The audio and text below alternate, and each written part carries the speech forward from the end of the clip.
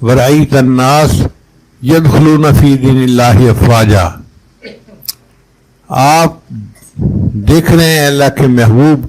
کہ لوگ جوک در جوک، جماعت در جماعت اسلام میں داخل ہو رہے ہیں، گروہ در گروہ داخل ہو رہے ہیں۔ فسبح بحمد ربک، اب آپ اپنے رب کی تسبیح بیان کیجئے، واستغفروا، اور استغفار کیجئے، انہ کان توابا۔ تو چونکہ نبی علیہ الصلوۃ والسلام کو عمر کے آخری حصے میں اللہ نے تسبیح زیادہ بیان کرنے کا حکم دیا، تو امام بخاری رحمۃ اللہ علیہ یہ حدیث سب سے آخر پر لائے کہ میں بھی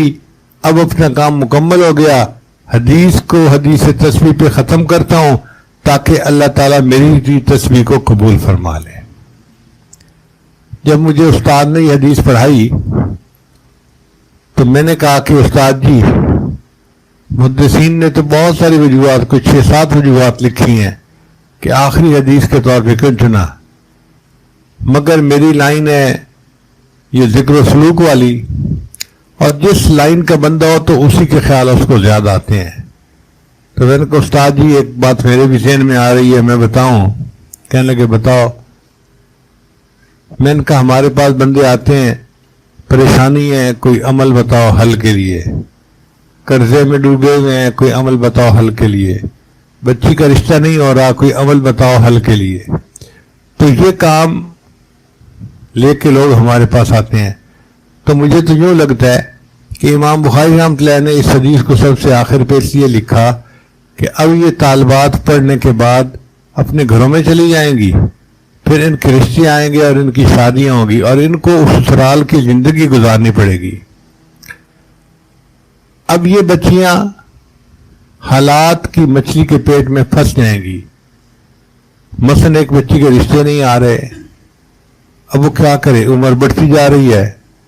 تو ماں باپ بچی کو خود تو نہیں کہیں چھوڑ کے آئیں گے، کوئی مانگے گا رشتہ تو نکاح کریں گے نا، اور بچی خود تو کچھ نہیں کر سکتی، وہ حالات کی مچھلی کے پیٹ میں پھنسی ہوئی ہے، اب کیسے نکلے اس کو سمجھ نہیں ہے۔ ایک عالم بن گیا، اس نے اپنا کاروبار شروع کر دیا اور قرضے کی مچھلی کے پیٹ میں پھنس گیا، اب قرضے سے کیسے نکلے اس کو سمجھ نہیں آ رہی، تو وہ چاہتا ہے کہ مجھے کوئی عمل بتائے کہ میں ان حالات میں سے کیسے باہر نکلوں۔ تو سنیے، حضرت یونس علیہ السلام اللہ کے پیغمبر تھے، اللہ کی منشا سے وہ مچھلی کے پیٹ میں چلے گئے، اب ان کو مچھلی کے پیٹ سے نکلنے کی کوئی صورت نظر نہیں آتی تھی، تو انہوں نے مچھلی کے پیٹ میں اللہ کی تسبیح بیان کی تھی، لا الہ الا انت سبحانک انی کنت من الظالمین، اور اس تسبیح کی وجہ سے اللہ نے ان کو مچھلی کے پیٹ سے نجات عطا فرما دی تھی۔ اللہ فرماتے ہیں فلولا انہ کان من المسبحین، اگر یونس علیہ السلام اللہ کی تسبیح بیان نہ کرتے للبث فی بطنہ الی یوم یبعثون، وہ قیامت تک مچھلی کے پیٹ کے اندر رہتے نکل نہ سکتے۔ اب بتائیں کتنی بڑی قید تھی کہ قیامت تک انہوں نے مچھلی کے پیٹ میں رہنا تھا، مگر تسبیح بیان کرنے کی وجہ سے اللہ نے مچھلی کے پیٹ سے ان کو نکال دیا۔ تو امام بخاری رحمۃ اللہ نے سبق دے دیا کہ طالب علموں تم جاؤ گے، تمہیں اپنے حالات کی وجہ سے پریشان ہونے کی ضرورت نہیں، نہ عاملوں کے بعد جا کے ایمان خراب کرنے کی ضرورت ہے، تم تسبیح پڑھ لینا، جس حال میں بھی ہوگے اللہ مچھلی کے حالات کی مچھلی کے پیٹ سے تمہیں نکال دیں گے اور تمہارے مسئلے کو اللہ حل کر دیں گے۔